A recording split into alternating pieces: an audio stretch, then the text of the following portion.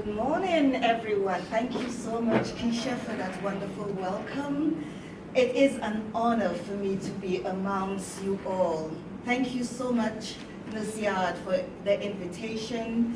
And I would like this talk to be interactive. So you'll find I will invite persons to answer and be part of the presentation. Thank you so much. Okay, your presence at this retreat, this mom retreat, shows the importance that you place on motherhood. We honor your commitment to becoming your best self before thinking of your future self. Now, how many persons here are not moms? I know a few are moms. We have 1, 2, 3, 4 persons. Okay.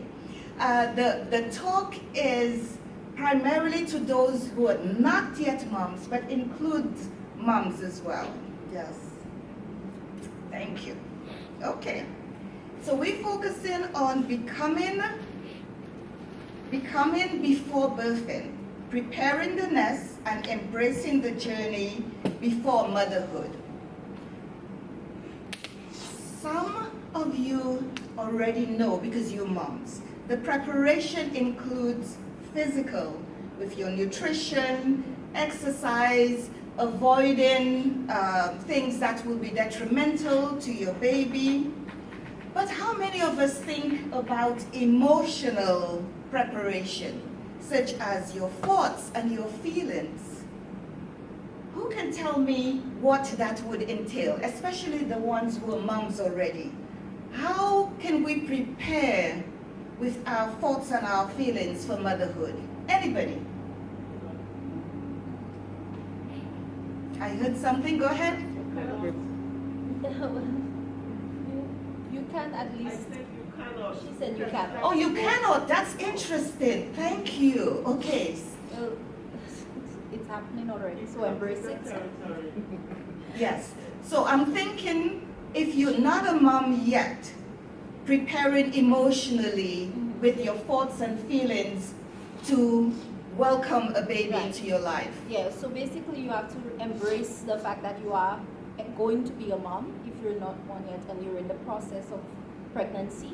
I think for me, when I was having my first child, well, there was a lot of changes, and you know, you're used to your body one way and you're used to the health that you have, and then it's different every time, and you know, so you now have to tell yourself, now I'm having, not like people say you eat for two, but it's more like you're healthy now for two. You have to take care of yourself a lot better, and there are things that you couldn't do, like, you know, if you like a glass of wine or every now and then, you have to cut back on certain things. So it also changes that for you, not just physically, but your physical changes affect your mental health as well. Yes, The absolutely. sleep that you get changes Yes. as your body changes. So I think for me, one of the things is just learning to embrace the pregnancy, because it can be a little bit discouraging at times. Yes, thank you so much for that. Thinking about how we're going to change emotionally and physically has a lot to do with preparing the mind so that when it starts happening, it's not a huge shock. And I love the comment that you cannot. You know why? Because we often think that we cannot. But I beg to differ that if we start preparing before and we know what's to come, it helps. Say, for example, the hormones. A lot of times people don't realize, they think, oh my God, I'm going crazy with all the changes. I'm happy, I'm sad, and so forth. But if you know beforehand that that's absolutely normal, it helps you to cope. And that's what I mean by the emotional. And then the spiritual aspect now, when it comes to your heart and soul, that is an important preparation. What about financial? Those moms who have children, did you put a budget? And did you say, like, you know how when you're planning an event, you put a budget, oh, this goes towards the food, this goes towards the drinks and so forth, my outfit. How many persons actually budget their finances for a child? My second child, Well, I had my first young, but I wasn't adult, but young. But by the time because there's a big age gap, by the time I had my second son now, I was already and I as well, that's even while I was pregnant, I ended up having to be on bed rest for a bit. I went into early labor, so it gave me a good time to sit. I was very busy at the time, and I think that's part of the reason why I ended up having to go into, I did go into labor a bit early, so I actually sat down, apart from just exhausting ethics, going into even doing a little research and certain things that I wanted, and I decided I wanted to do a barrel here and there and there, so I had a little time on my hands, but it becomes taxing being pregnant and being and having to work up and down and so on, and these are things that if you don't understand it, fly over your head. Be more prepared about getting newborn pampers, doing this, the more immediate, as opposed to the. But I wanted to say for emotional, it's also good. The same thing to ask when you're asking for help. Ask for help. Admit when we mothers need to admit when we can't handle it all. We're not robots, and also that it's good to have a good support, even for financial, a good support system. Lean on your good support system. I even found support in places that I didn't think it would come from. Sometimes that's the reality. When you're thinking, I've known friends who expect their partner to be a good support, not necessarily. Sometimes that partner is caught up, work, etc. Maybe not even your own mom, maybe not even your own friend. You just find support where you can, and just always remember it's okay to be vulnerable. That's part of good emotional support. That's correct. Yes, thank you so much for that. And asking for support without guilt, because we think we should do it all. Yes. Asking for support without guilt, that's really important. Okay. We also have to think about, has anybody lost a child here? Put your hands up for me. 1, 2, 3. Thank you for that. Let me go back and tell you a little bit about myself. I am St. Lucian. I was born here. I grew up in the UK, did my nursing and midwifery there, then immigrated to the US. And now that I'm retired from nursing, I'm happy to be back home. But in the interim, I have grown children, 2 boys and a daughter. And my middle son passed away when he was only 34. And imagine, even when you have lost a child, you're still a mother, whether it's 1 or whether it's 2. So I wanted to bring that into the mix as well, in pouring into your cup. Sometimes you have to still pour into your cup when you've lost a child. So I wanted to bring that as well. Never feel pressure to have a child. Sometimes society tells you, oh, you're getting old, you should have a child. Or if your friends are having children, you want a child as well. Or your parents might say, oh, I want a grandchild, hurry up and so forth. Don't feel pressured. Have the child when you're ready. If the child comes before, you have to be ready immediately. But I wanted to put that out there as well. So let's do some heart-to-heart talk. What does motherhood involve? Anybody can say. A lot of hard work. Thank you. That's been really honest. As much as it's joyful, but it is hard work. Anybody else? Sacrifice. Sacrifice. Because now you have to put somebody else's welfare and needs before yours. Yeah, you go out shopping, you can't buy your cute dress now, you buy in the children's clothes. Absolutely. Anything else? Sorry? Sleepless nights. Yeah, lack of sleep. Absolutely. What about patience? My goodness, you need a lot of patience, yes. And consistency, because you can't be a mom one day and then you know, totally different another day. Yeah, that's so true. Okay. Let us now focus on healthy relationships. One of the ways that I'm thinking for this talk is talking about our relationships with our moms, with other persons that's important to us, with our children even. So let's start with our moms. Are there any strained relationships that needs to be fixed? What about with your husband, your partner, your potential husband or partner? Or thinking of the father of your child? It's important for us to choose well, because preparing your nest, remember birds, what they do?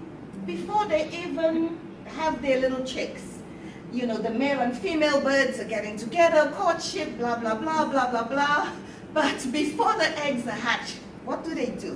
They go and they start building a nest. So, for those of you who are not yet moms, look for someone who's going to be supportive to help you to build your nest. Once you build in the nest, sometimes the mother sits on the egg, sometimes it's the father. When it comes to us, we incubating that baby by ourselves. But after the baby is born, who's there to help you? Like Keisha said, you need support. Physically, you cannot do it alone. And unfortunately, when I was in my group, we discussed how there used to be community. It takes a village to raise a child, and now not so much. That's not so much happening. So I want you to think about that as well. Yes, go ahead. I just remembered what I said and then about saving to the end, but I was just okay. Oh, okay.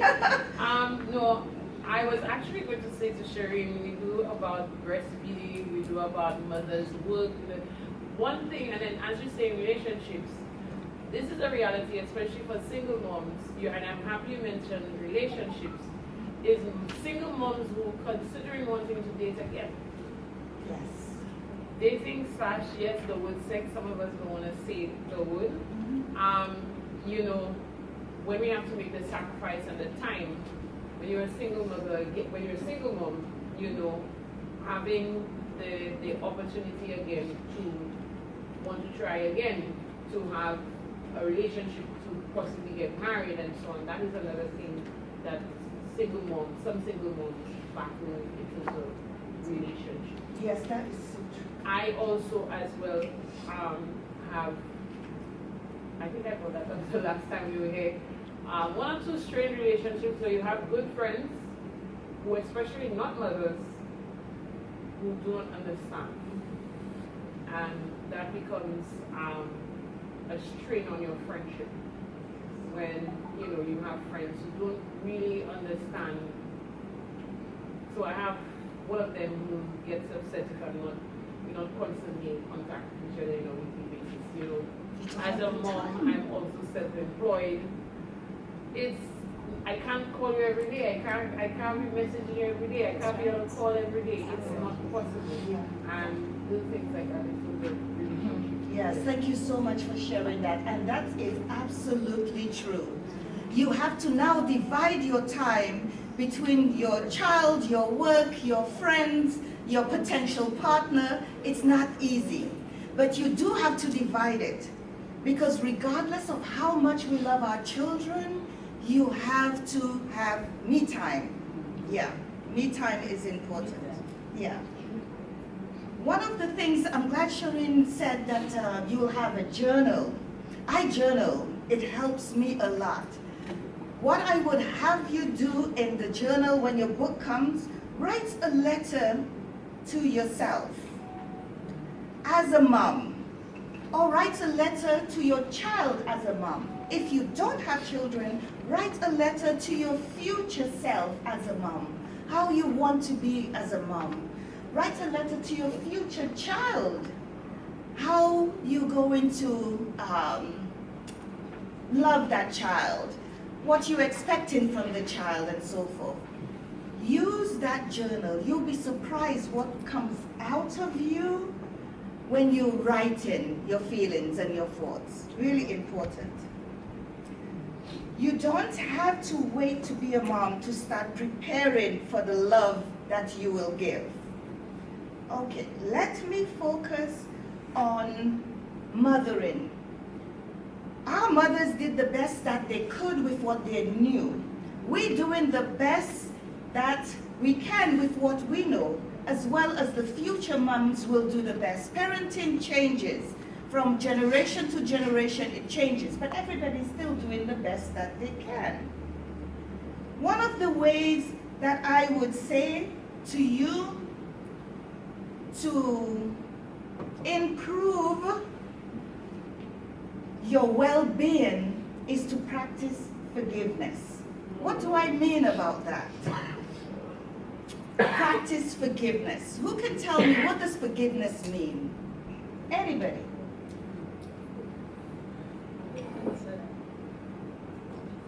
Anyone? What does forgiveness mean? Our photographer, what does the word forgiveness mean to you? For me, thank you. For me, I would say it means not taking anything personal.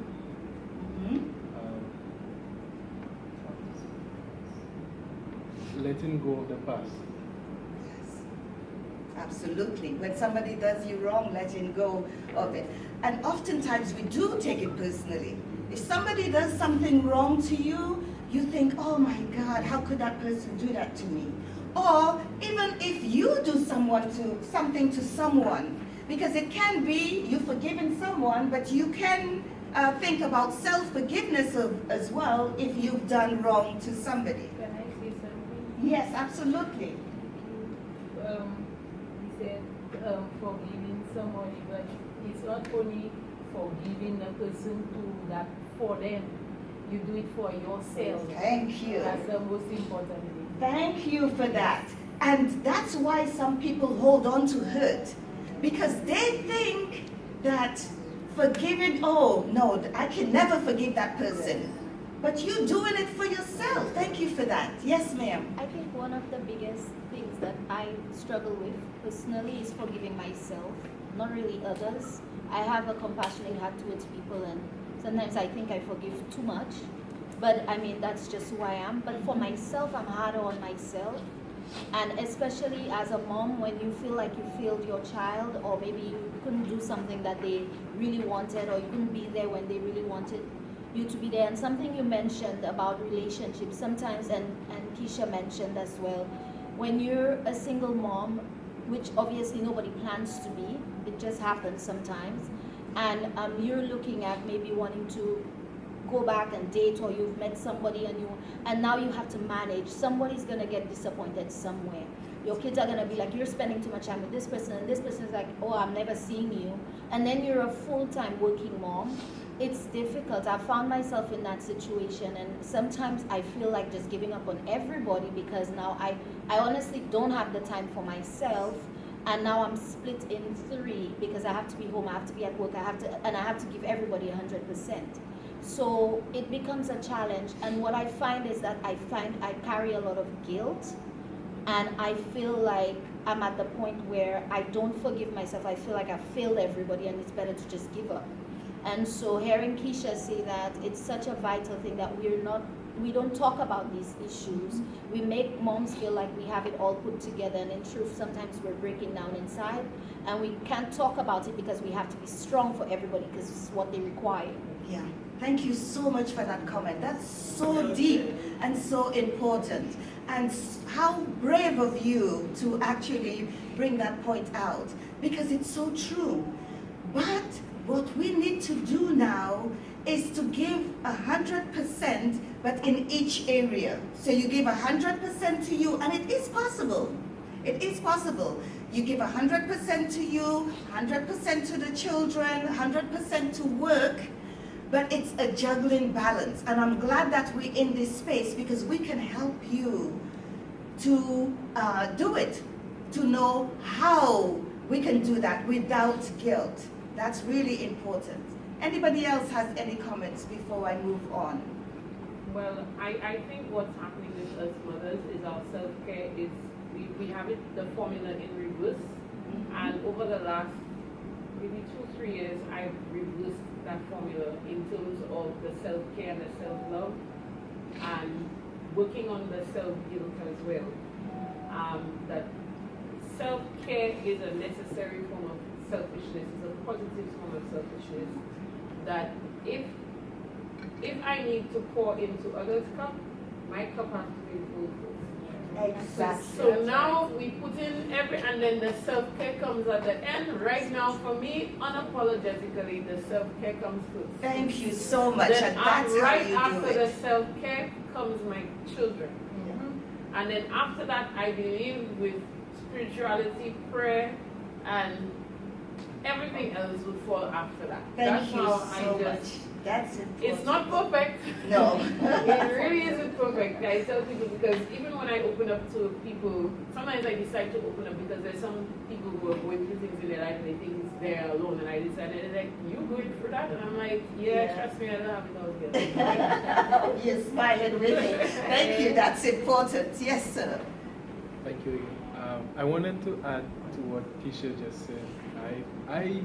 I have come to embrace that it's selfish not to have self-care, That's right. because the people relying on you need you at your best. So you not being at your best is being selfish to them. That's correct. And not the other way around, that if you taking time for yourself, that you're selfish. That's an important point. That's true. Yeah, that is so true. Okay, before I end, let me tell you a little bit, because this young lady mentioned it, the little bit on negativity that if you don't forgive.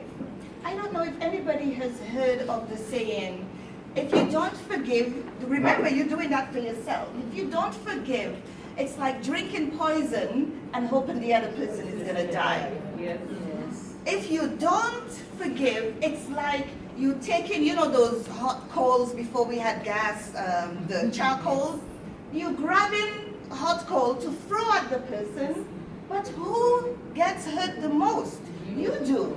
Yeah, maybe it might reach the other person, and it may not. But in the interim, you're burning and hurting yourself.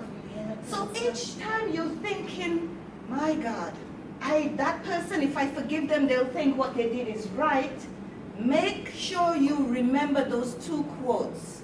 Drinking poison, you just hurting yourself. Throwing coal at the person, you again hurting yourself. Now, I know it's not easy, especially sometimes you've been hurt really badly, but you can get help. You can speak with someone that you trust. You can reach out to any one of us. We have the tools that will help you to forgive if you're struggling with forgiveness. So one of the things I want you to live with is that, like you said, we have to fill ourselves first. Let's be selfish with ourselves first before we can give to others. Thank you so much. Oh, yes. Thank you. You said something about looking for somebody that will support you in a relationship. Yes. But sometimes, well, I will say men, they come with all the beautiful colors, and you will think like that's the person that you will spend the rest of your life with and raise your children with. Then eventually when the baby comes belly, that's when you see you have a monster. So it's not always, you know. Yes. Yeah, no, you're absolutely correct. And that's how the learning comes, because the person will come, but God has given us an intuition. If we listen to the intuition, we won't go wrong. Because sometimes the intuition will tell you, yeah, he's nice, but there's something. But we don't listen to that. We have to listen to our gut, and that will take us a long By way. the time you listen to it, you The already baby's have the- here. Yes, the baby's here. Yes, Then the what can baby you is do? here. Yes, So what can you do? yeah, absolutely. You just have to move on. Yes, absolutely. And then you were saying about, because I've experienced it where You cannot pour into somebody if you yourself not filled. So I would say, I don't know, but some of us women, sometimes we need to make time for ourselves, heal ourselves from past relationships before we get into other relationships. Because by that time, sometimes you get a partner that is right for you, but because you damage him too.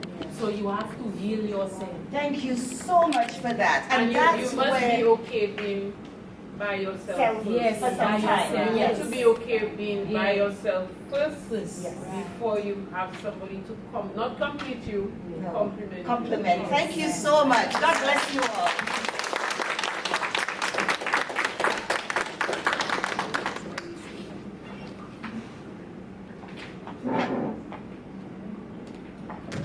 Right. I still didn't like that clap neither. Mummies. All right, I have another.